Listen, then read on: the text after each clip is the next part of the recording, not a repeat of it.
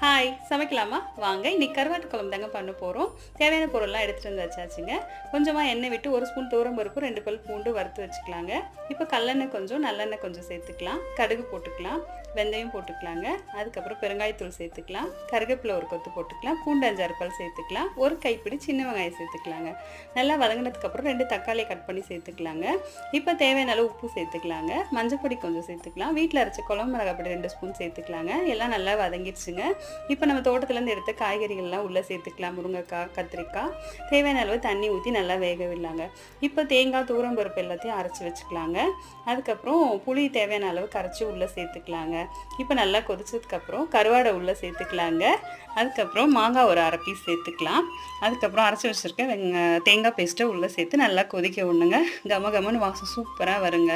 Rice ragi களிக்கெலாம் சூப்பராக இருக்கும். கண்டிப்பாக ட்ரை பண்ணி பாருங்கள். தேங்க்ஸ் ஃபார் வாட்சிங். பாய்.